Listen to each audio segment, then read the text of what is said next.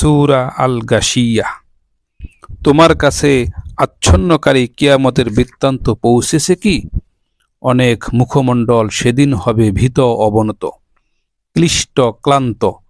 তারা জ্বলন্ত আগুনে প্রবেশ করবে, তাদের ফুটন্ত পানির ঝর্ণা থেকে পান করানো হবে।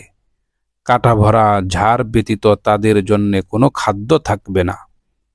এটা তাদের পুষ্ট করবে না এবং ক্ষুধা নিবারণও করবে না। অনেক মুখমণ্ডল সেদিন হবে আনন্দোজ্জ্বল, তাদের কর্মচেষ্টার কারণে সন্তুষ্ট। তারা থাকবে সুউচ্চ জান্নাতে। সেখানে তারা শুনবে না কোনো অনর্থক কথা। সেখানে থাকবে প্রবাহিত ঝর্ণাধারা। সেখানে থাকবে উন্নত আসন এবং সুসজ্জিত পানপাত্র এবং সারি সারি তাকিয়া এবং বিছানো গালিচা।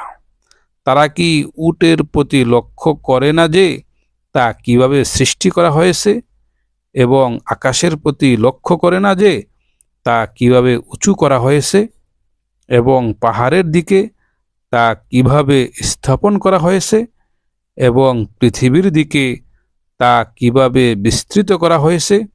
অতএব তুমি উপদেশ দাও, তুমি তো কেবল একজন উপদেশদাতা। তুমি তাদের উপর শক্তি প্রয়োগকারী নও, কিন্তু যে মুখ ফিরিয়ে নেয় ও কুফরি করে আল্লাহ তাকে মহা শাস্তি দেবেন। নিশ্চয়ই তাদের প্রত্যাবর্তন হবে আমারই নিকট, অতঃপর তাদের হিসাব নিকাশের দায়িত্ব আমারই।